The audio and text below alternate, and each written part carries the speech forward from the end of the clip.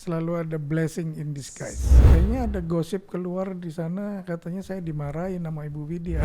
Terima kasih sudah mengajar saya. Mata kuliah yang Bapak ajarkan itu sangat-sangat menolong saya untuk berkarir sampai dengan saat ini. Menolong yang bisa saya tolong itu aja. Jadi Bapak. Ya, mengajar yang bisa saya ajarkan. Saya tugasnya mengajar, mendidik mereka gitu ya. Ya. Bukan dalam konteks untuk menyusahkan mereka.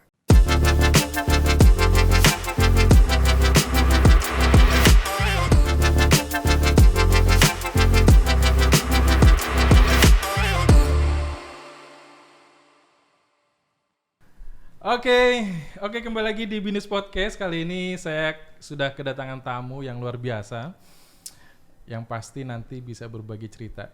Pak Siswono, apa kabar Pak? Ya, Close sedikit Pak. Kabar baik dan baik sehat ya, Pak, selalu. Sehat selalu Pak. Iya. Gimana nih Pak kondisi pandemi ini Pak? Selalu ada blessing in disguise. Menarik nih Pak ya, selalu ada blessing in disguise ya Pak ya. Keseharian jadi berubah atau mungkin ada hal-hal yang mungkin dulu tidak pernah dilakukan? Ya, yang pasti berubah karena selalu di rumah. Selalu di rumah. Hanya kondisi tertentu yang memaksa saya harus keluar. Oh, Tapi gitu. setiap pagi saya keluar rumah olahraga. Iya. Biar sehat. Sehat sekali Pak hari ini Pak. Oh iya. Saya selama pandemi malah praktis lebih rajin olahraganya daripada dulu. Paling bolong nggak olahraga karena hujan. Oke. Menurut Bapak ya. Ya. Sehat itu apa sih Pak? Sehat. Sehat itu lebih pikiran bisa lebih bebas, lebih luas. Begitu Menurut ya. Bapak itu. Iya. Dan selalu berbahagia. Itu paling penting Pak. Oh iya. Itu definisi sehat menurut Bapak. Iya. Sehat itu apakah destinasi atau hanya sekedar prasyarat Pak menurut Bapak? Sehat. Saya kira harus jadi bagian hidup kita sekarang ini. Udah menjadi prasyarat, Iya. bukan sekali lagi tujuan. Bukan lagi tujuan. Sejak 2003 mungkin Haris juga tahu ketika saya harus dirawat. Ya.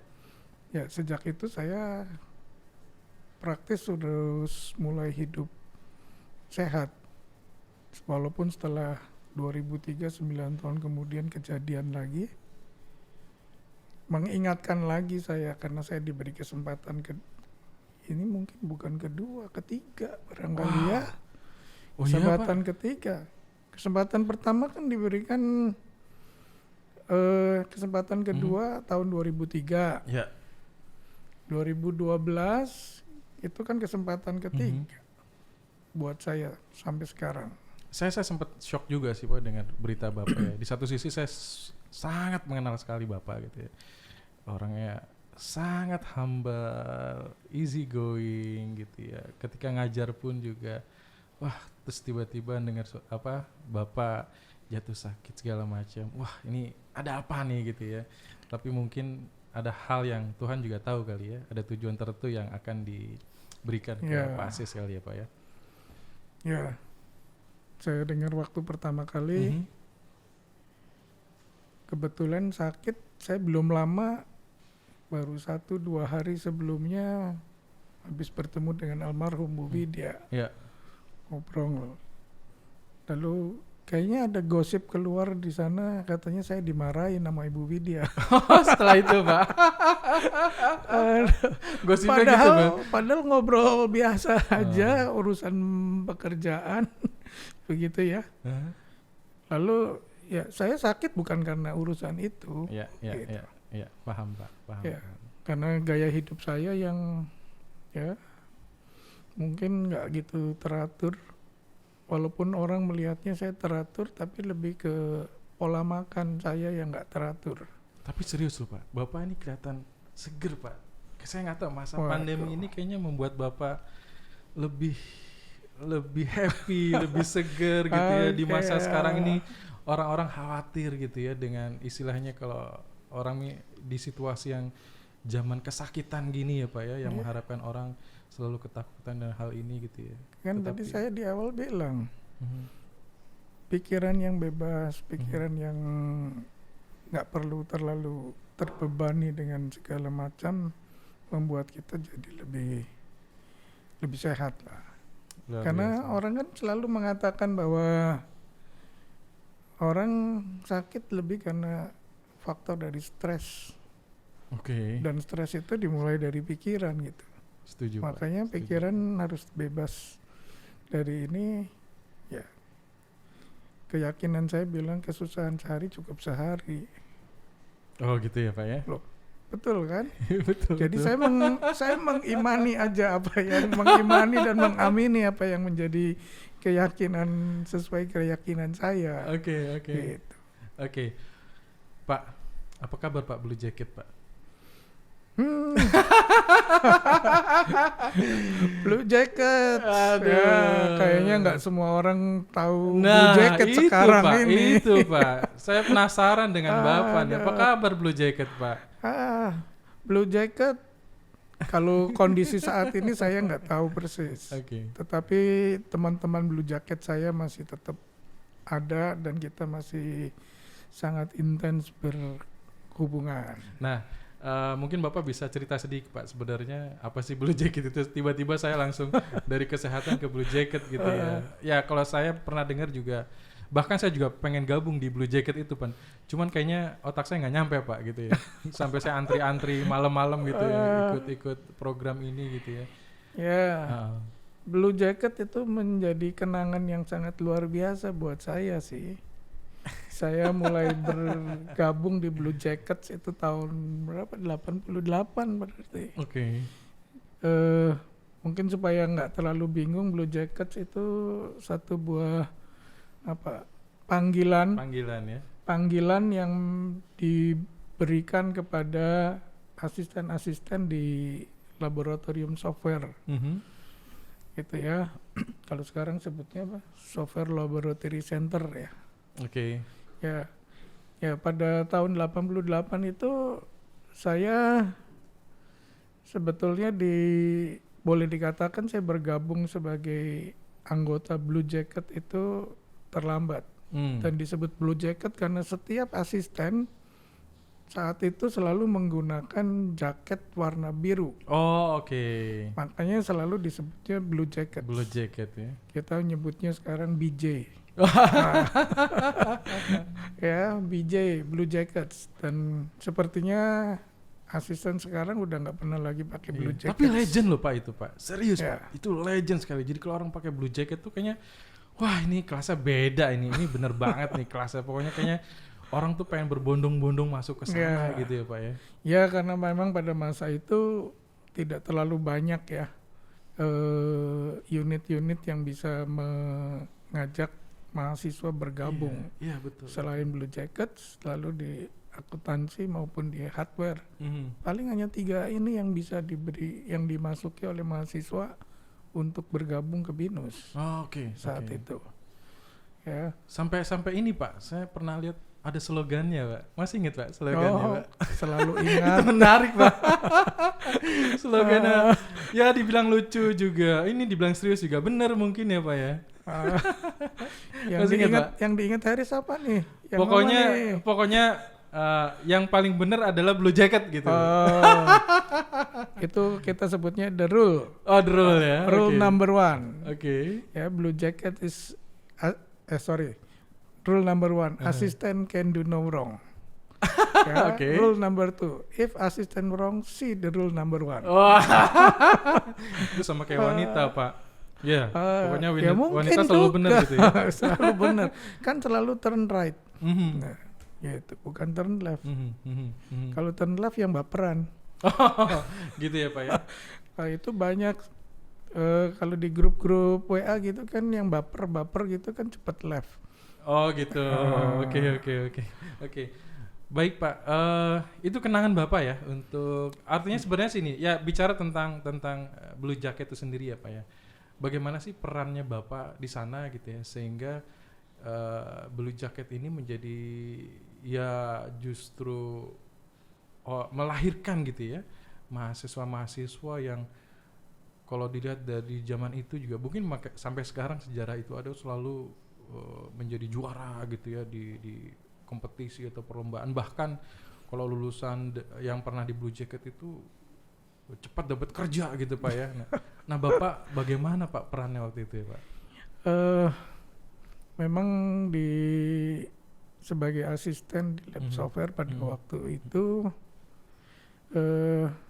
ya pekerjaannya setiap hari memang harus bermain di programming terus ya, membuat program, dan yang luar biasa harus menguasai semua bahasa pemrograman, bukan fokus hanya satu atau dua gitu ya, sehingga ya terpaksa untuk mereka harus belajar. Dan kalau mereka nggak belajar, bagaimana mereka bisa membantu mahasiswa yang praktikum di lab? Otomatis mereka mau nggak mau harus belajar. Dan untuk setiap asisten pada masa tertentu ada yang namanya TPA. Untuk peningkatan karir jenjang mereka itu ada namanya TPA. Sebetulnya TPA itu singkatan dari tes potensi akademik, tes potensi asisten.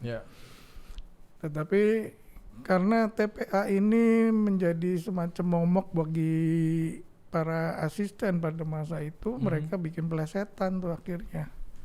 TPA itu menjadi tes penyiksaan asisten. Gitu ya. Kenapa? Karena untuk melalui tes itu memang sangat luar biasa begitu. Saya ingat, saya sendiri pernah ngalami sekali waktu itu. Pada masa itu kan untuk bikin programming dengan bikin grafik itu kan harus bermain dengan algoritma. Kita nggak bisa pakai click and drag seperti sekarang ini gitu ya. Dan celakanya bikin grafiknya grafik batang begitu. Grafik batang yang naik turun, bukan yang horizontal begitu. Nah itu bagaimana caranya bikin grafik batang ini semuanya pakai, nggak seperti semudah sekarang lah begitu ya, dan itu harus menggunakan algoritma dan itu ya memusingkan gitu. Berapa banyak Pak waktu itu Pak yang dibimbing Bapak dalam hal ini di Blue Jacket sendiri Pak? Di Blue Jacket sendiri waktu itu ya starting awal sih paling cuma berapa puluh orang.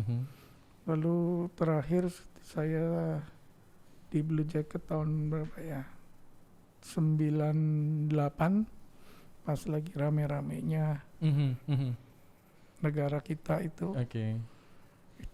Itu udah 100-an lebih itu asistennya. Bagaimana Pak waktu itu Bapak merasakan bahwa wah kontribusi Bapak bisa menghasilkan anak-anak yang luar biasa begini Pak? Saya sih berpikirnya saya hanya melakukan apa yang harus saya lakukan. Itu aja. Tidak berpikir bahwa itu menjadi andil saya atau tidak. Saya lakukan, ini memang tugas saya, ya saya kerjakan, itu aja. Bahwa apa yang saya kerjakan itu membuat mereka berhasil, ya itu memang menjadi bagiannya dia, bukan bagian saya. Kangen Pak di situasi itu Pak? Yang membuat kangen mungkin lebih ke pertemanannya dengan mereka. Kayak erat sekali ya Pak ya? Oh ya, luar biasa. Pertemanannya itu yang membuat kita, ya itu sebabnya sampai saat ini kita masih terus berteman. Sampai sekarang Pak? Iya. Luar biasa Pak. Pernah dari dulu yang bingung Bapak sempat kontak lagi atau memang sering atau ya Pak, atau mungkin ada cerita Pak, saya dulu sangat tidak menyesal untuk pernah bergabung dengan Bapak dan di Blue Jacket gitu. Pernah dapat cerita-cerita seperti itu Pak? Ya, saya menerima jadi kembali kebaikan itu kembali selalu ya. Kalau kita berbuat baik, kebaikan juga yang akan kembali kepada kita. Dan itu bisa dirasakan, benar-benar sangat berasa ketika pada masa saya sakit sebetulnya. Ya. Ya, mereka selalu ingat. Dan sekarang ini beberapa 2 tahun 3 tahun terakhir, saya kalau bepergian ke luar kota, kalau mereka selalu ingat juga. Kalaupun bertemu saya udah lupa gitu karena mereka sudah berubah wajahnya. Ya mereka masih ingat menyapa juga. Ya, dan pertemanan itu yang membuat saya ya senang, walaupun orang bisa melihat saya agak sedikit untuk bergaul itu juga tidak mudah juga. Tetapi pertemanan masa itu pertemanan yang luar biasa. Iya, kadang-kadang ya begitu ya Pak ya. Artinya kalau yang sifatnya transaksional kan tidak punya engagement yang kuat Ya, gitu. nggak ada ikatan emosi yang dibangun. Betul. Dan itu yang terjadi selama saya di sana. Oke. Menyambung ke apa yang Bapak lakukan sekarang ini Pak. Pak, di pendidikan Bapak berapa lama Pak? Sudah berapa lama di dunia pendidikan? Kalau dihitung dari saya jadi asisten dianggap sebagai pendidikan, ya berarti tahun 88 sampai saat ini deh. 88 itu sebagai asisten. Tapi resmi saya mengajar tahun 90. Tahun 90 sampai sekarang ya berarti 30 tahun. 30 tahun Pak. Apa yang Bapak harus mendedikasikan dirinya 30 tahun tadi Pak di pendidikan Pak? Karena kalau kita lihat mungkin ya di zaman itu juga mungkin pendidikan belum mungkin sehebat sekarang gitu ya Pak ya, sebagai satu mungkin profesi yang menjanjikan gitu ya, dalam arti banyak pekerjaan, apalagi mungkin backgroundnya IT kayak Pak ya, waduh pasti bakal dicari oleh perusahaan-perusahaan besar segala macam, dan akhirnya Bapak menggeluti dunia pendidikan gitu sampai 30 tahun ini Pak. Apa yang Bapak yang pasti sih saya, karena saya senang mengajar. Saya bertemu dengan anak-anak muda, dan rasanya saya semakin bertambahnya tahun, saya kok kayaknya mengajar orang-orang yang semakin muda buat saya. Ya, otomatis mereka semakin muda buat saya karena sayanya yang bertambah usia. Betul. Karena mahasiswa betul. Usia mahasiswa ya pasti di rentang itu terus gitu. Iya. Dia tidak akan bergerak kan. Iya. Rentangnya. Saya bertambah usia, bahkan juga mengajar mereka yang seusia anak saya, sampai bahkan sekarang jauh lebih muda dari anak saya. Itu kan kayaknya saya jadi muda terus juga. Itu yang mungkin ya, betah di pendidikan ya Pak. Iya, asiknya karena ketemu anak muda. Yang paling menarik apa Pak? Bapak selama di dunia pendidikan gitu ya, apakah memang ya at least mungkin Bapak punya pengalaman-pengalaman yang menarik gitu ya dalam hal mengajar, atau tadi kan kalau bicara melahirkan dalam arti mengembangkan atau membesarkan yang Bapak sebut tadi di Blue Jacket gitu ya, atau keilmuan Bapak gitu ya selama mengajar seperti apa? Ada hal yang mungkin bisa dibagi dalam selama ini Pak, atau yang paling mungkin Bapak berkesan gitu di dunia pendidikan? Yang berkesan setiap kali ada alumni ini bilang, Pak, saya dulu yang diajar Bapak loh. Terima kasih sudah mengajar saya. Mata kuliah yang Bapak ajarkan itu sangat-sangat menolong saya untuk berkarir sampai dengan saat ini. Itu sesuatu yang mungkin tidak ternilai dengan rupiah barangkali ya. Dan itu menjadi satu buah kebahagiaan tersendiri.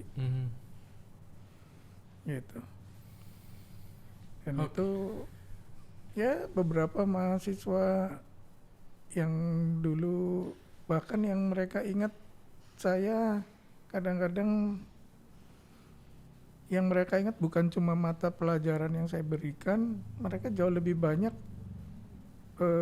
ingat dengan cerita saya sebetulnya. Bener-bener, Pak. Saya pernah, saya kemarin sempat cari-cari gitu ya tentang bagaimana sih Pak Sis gitu ya. Saya menemukan satu blog Pak dari mungkin ini salah satu mahasiswanya Bapak gitu ya. Dia bercerita bagaimana humble-nya Bapak. Jadi dia nggak melihat gini. Dia tuh membacanya Bapak, ya Bapak seorang pengajar gitu. Tapi justru bukan dilihat dari sebagai seorang pengajar ya. Sifatnya, kebapaannya Bapak, humble-nya Bapak, baiknya Bapak, itu yang memberi kesan Pak terhadap mahasiswa Pak. Saya sempat baca satu blog mahasiswa dan dia share blog itu kaitannya dengan pernah bertemu dengan Pak Siswono katanya gitu ya. Apakah Bapak selalu melakukan hal itu Pak?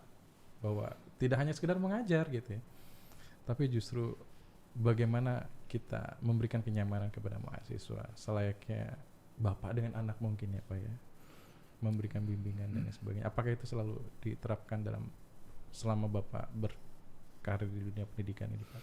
Ya, saya selalu berpikir saya tugasnya mengajar, mendidik mereka gitu ya. Ya. Bukan dalam konteks untuk menyusahkan mereka gitu ya. Ya, memang kalau yang paling dirasakan orang kan dosen sering kasih tugas begitu ya. Tugas-tugas itu bukan dalam konteks untuk menyusahkan sebetulnya kan. Yeah. Tetapi itu menjadi bagian dari pendidikan untuk mereka gitu ya. Dan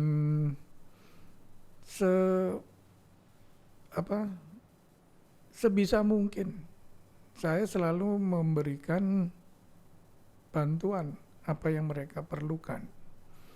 Ya, kondisi sekarang ini pun saya selalu bilang kepada mahasiswa saya pun feel free, karena sekarang zamannya udah mulai berubah.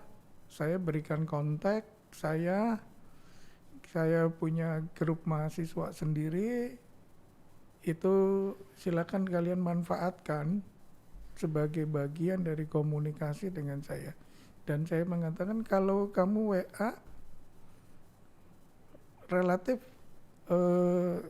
akan jauh lebih cepat saya memberikan respon daripada kamu harus ketemu saya, begitu kan. Jadi apa yang mereka bisa, yang perlu bantuan ya saya, kalau memang saya bisa ya saya berikan. Itu aja, karena toh mereka tidak minta yang aneh-aneh juga gitu ya.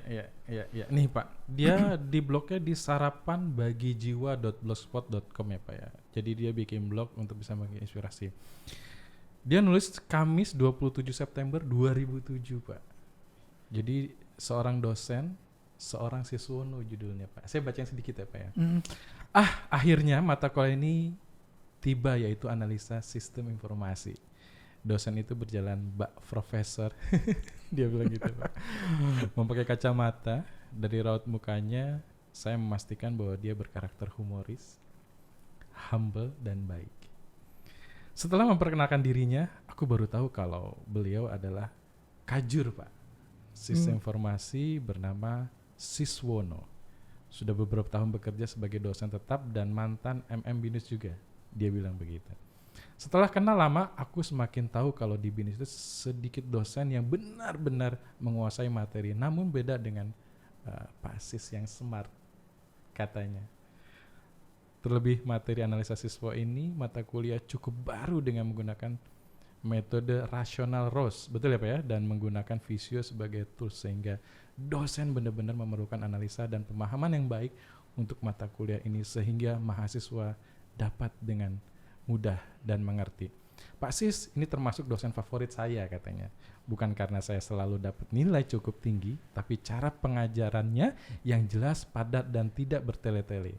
Meskipun aku bukan mahasiswa terfavorit di BINUS untuk nilai, tapi saya merasa mempunyai nilai lebih yang sangat berharga dalam hal filosofi, kebatinan, dan kejiwaan. Kalau bicara tentang hal itu boleh diadu deh katanya. Hehehe, dia bilang gitu, Pak. Terakhir, membacakan cerita bijak yang baik bagi pengembangan mental mahasiswa setiap akhir pelajaran. Setuju banget deh. Karena selain harus pintar di otak, juga harus pintar di hati dan karakter. Pak, itu yang paling diingat dari sosok seorang Pak Sis.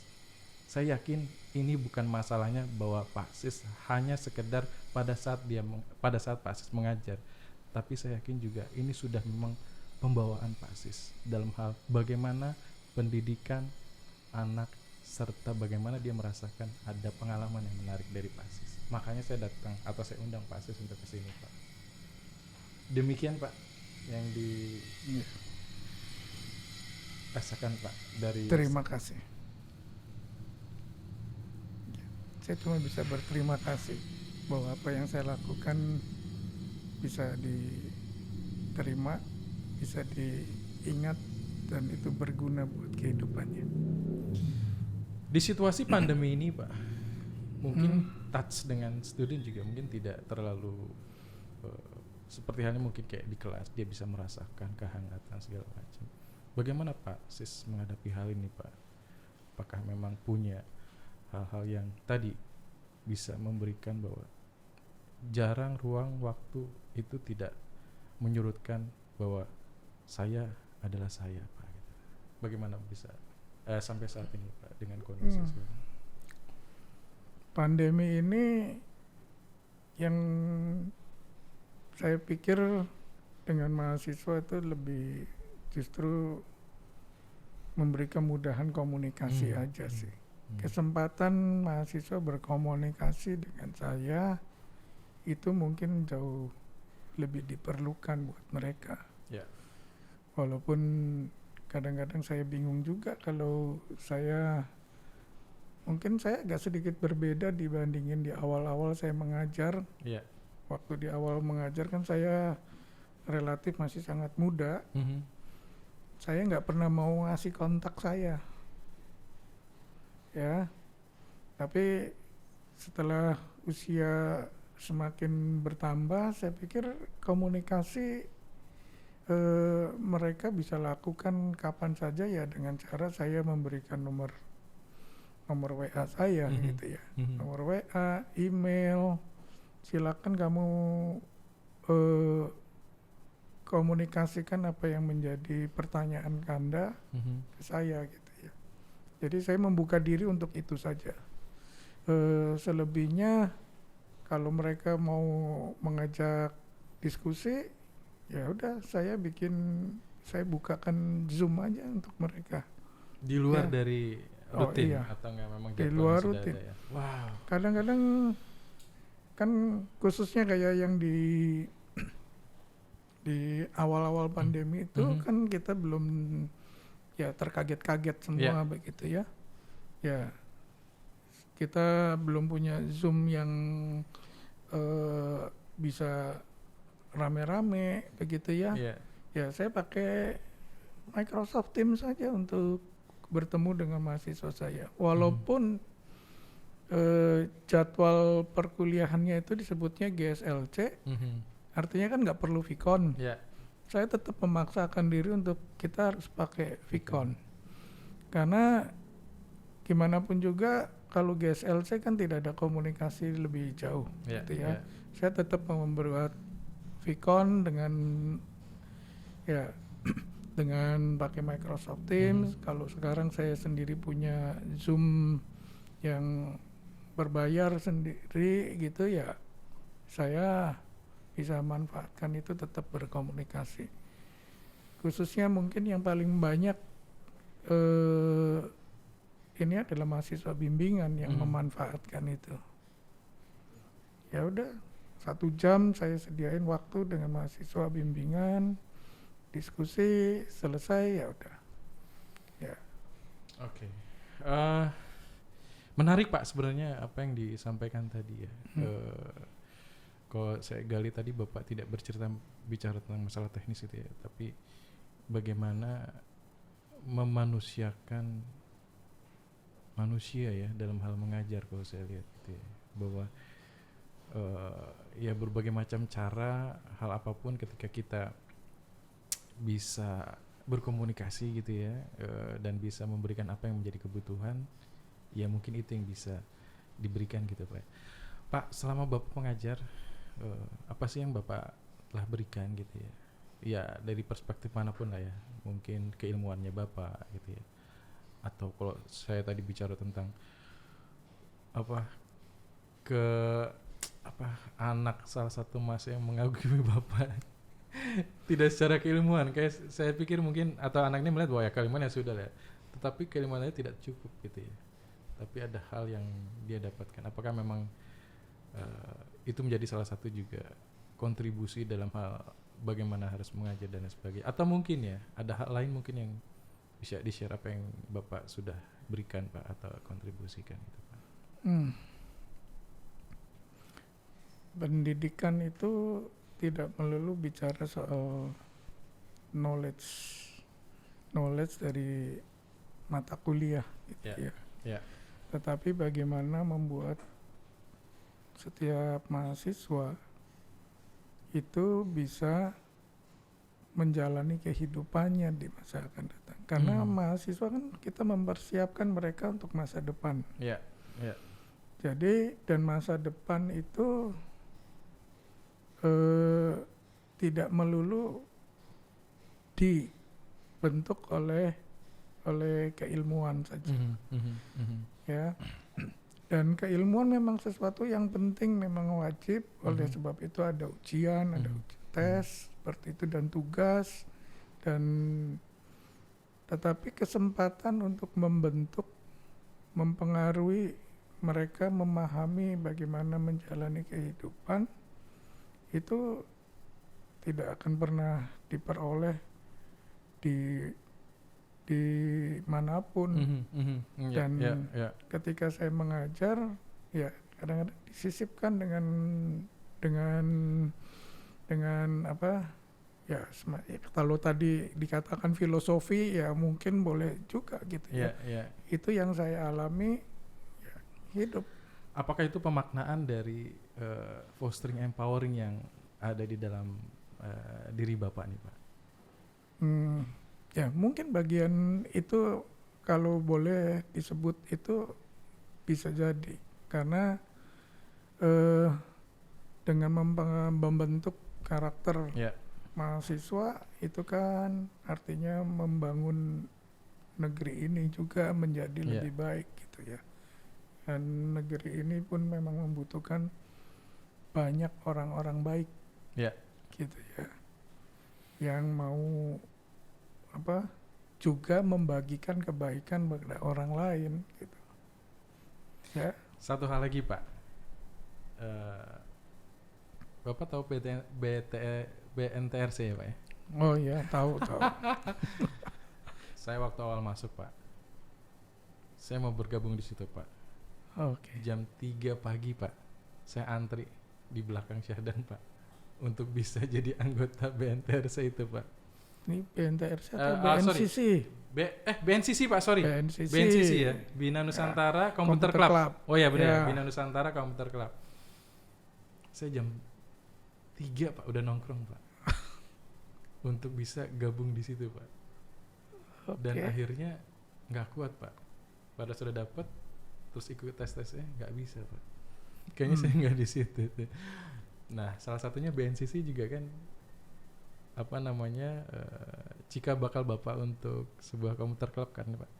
Bisa cerita sedikit Pak, apa kabar Pak Ben? Sebetulnya BNCC saya lebih jadi pembina mereka aja. Saya bukan orang pertama yang membangun BNCC. Jadi yang saya ingat itu adalah waktu itu saya masih di lab. Saya menjadi kepala labnya di sana. Nah, mahasiswa pengurus di BNCC itu yang minta saya untuk jadi pembina mereka. Oke. Ya sejak itu kemudian saya untuk kurun waktu berapa lama ya, berapa tahun Tapi luar biasa loh Pak. ya. Salah satu UKM ya Ya, yang bahkan sekarang mandiri ya untuk dan lebih besar bahkan punya kantor sendiri Pak gitu ya. dia punya sekretariat sendiri di Bapak situ. bangga Pak sama yang pernah Bapak bina Ya. dan akhirnya Dan berhasil, Pak. pengurus-pengurus mereka yang waktu masa itu juga masih selalu ada komunikasi lah. Oke. Iya. Saat ini salah satu ketuanya malah banyak in charge di ikatan alumni BINUS, gitu ya. Lalu ya Betul, banyak betul. orang-orang BNCC yang sekarang berkarir juga di Microsoft gitu ya, di banyak perusahaan-perusahaan IT besar gitu. Banyak bantu Pak mereka. Bapak sekarang kan di alumni ya Pak ya? Ya, Bantu di alumni ya. Apa yang Bapak tanamkan kepada mahasiswa itu dan sekarang Bapak mungkin bisa Saya merasakan memanennya. luar biasa Pak. Itu penting Pak. Panen supaya saya berpanen dengan kebaikan itu ketika komunikasi dengan alumni, gitu ya. Terasa sampai Oh, terasa sekali. Saya sekarang bekerja di bagian alumni relation. Iya. Itu menjadi penting gitu, hubungan yang dibangun dulu, karena mereka akhirnya jadi welcome Iya, dengan iya. misalkan saya mau minta, saya pengen ketemu Ada- ya, di kantornya gitu ya komunikasi dulu dah. Ada ikatan batin ya Pak ya di situ ya, Pak? Ada. Jadi saya bisa berkunjung dengan lebih ini, Iya, iya, lalu saya ketika berkunjung itu saya membawa program-program BINUS untuk mereka. Iya, iya. Ya, yang paling banyak saya lakukan kalau berkunjung bertemu dengan para alumni adalah ini program 3+1. Oh iya, iya, iya. 3+1 selalu saya akan sampaikan Sampai kepada yang sana, mereka, dan mereka kebanyakan udah mencapai pada at least di manager gitu ya. Jadi ya saya menabur aja, kira-kira mereka boleh mau nyambut ya, kita habis gitu saya tinggal berikan ke internship center. Ini kita udah ini, silakan ditindaklanjutin. Sebenarnya tujuan hidup Bapak apa sih Pak?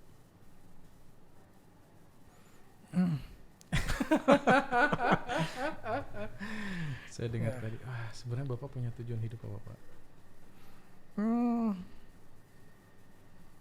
Ya menolong yang bisa saya tolong, itu aja.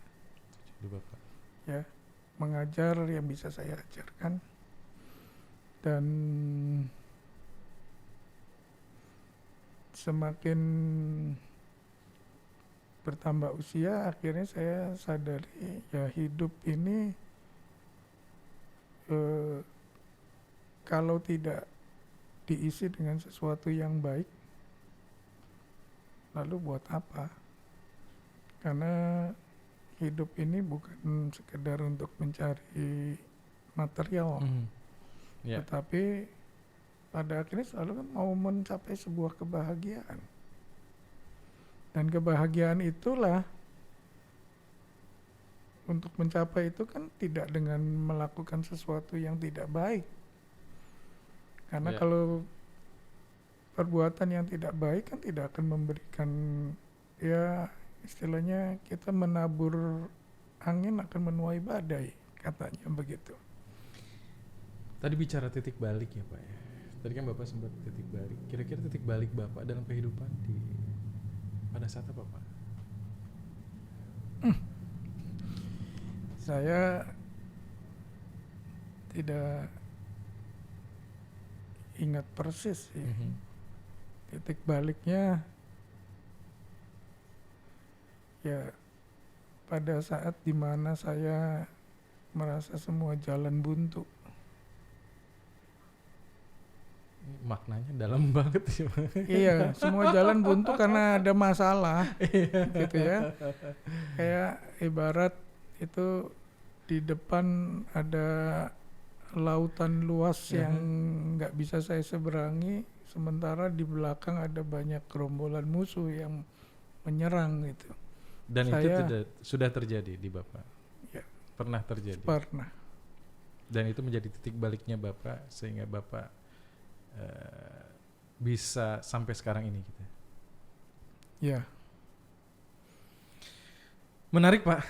Ini saya terus terang kenal Bapak ini ya tadi ya, saya gabung 99 2000 ya, dan dari cerita tadi banyak hal yang mungkin saya juga belajar Pak. Mungkin juga pendengar juga nanti akan banyak belajar bahwa apa yang tidak sifatnya juga transaksional juga gitu. Ada tips-tips mungkin Pak buat kita semua Pak. Ya dengan situasi yang sekarang ini, lalu juga yang harus kita lakukan gitu ya. Atau mungkin hal-hal yang mungkin kita juga bisa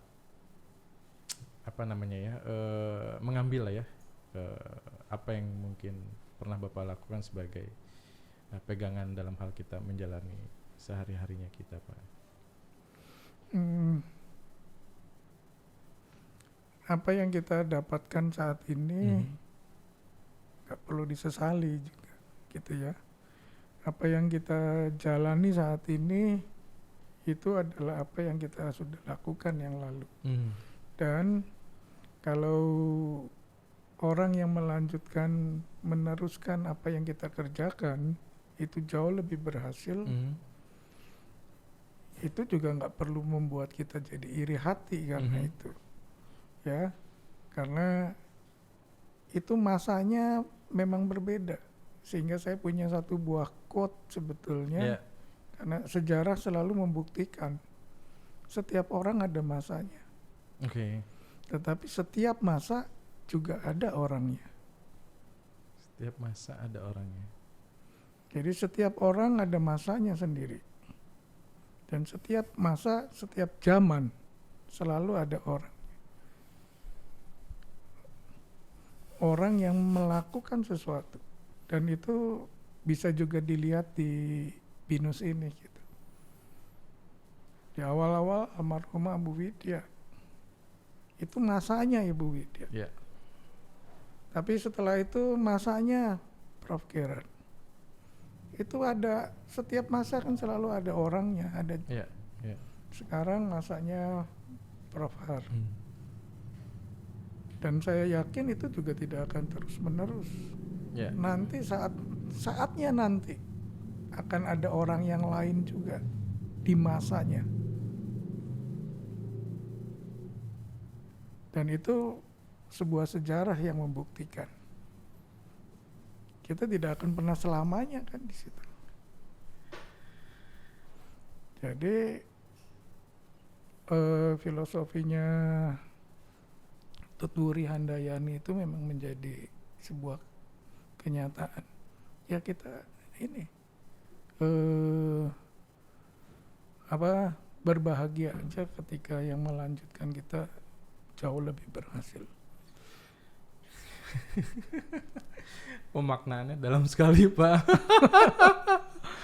Tapi saya yakin para pendengar juga bisa memahami ya makna di balik apa yang Bapak sampaikan tadi ya. Ya kalau saya sih menangkapnya sejarah itu pasti berulang ya Pak ya. Dan ya siapa di masa itu ya dialah yang mungkin nanti akan bermain atau berperan di dalamnya gitu Pak ya. Iya, jadi nggak usah kecewa karena kita punya masanya sendiri. Begitu. Oke lah Pak. Ini menarik sih Pak sebenarnya. Mungkin nanti kita coba atur waktu lagi di sesi kedua kali ya Pak ya. Karena sebenarnya masih banyak yang ingin saya bicarakan juga dengan Bapak juga ya. Hal-hal yang mungkin belum saya ungkap. Cuma memang kita coba lihat lagi lah nanti waktunya. Saya pikir juga banyak hal yang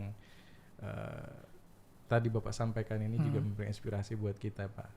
Dan terutama buat diri saya sendiri juga sih Pak ya. Karena ya tadi ya pasti ada ya selalu orang ingin melakukan sesuatu tuh pasti ada udang di balik batu gitu ya.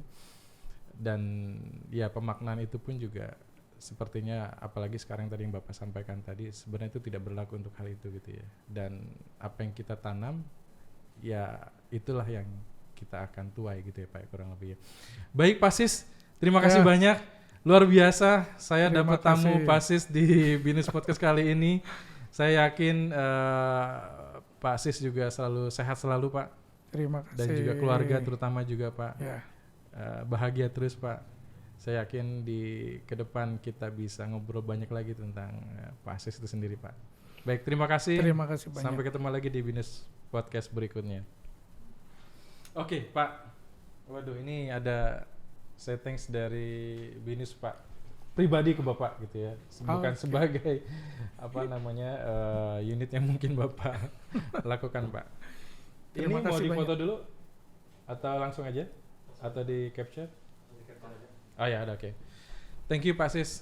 Itu saja yang Terima bisa kasih saya banyak sampaikan. kesempatan berbagi. Thank you Pak. Let's close this Yes. the podcast. Thank you.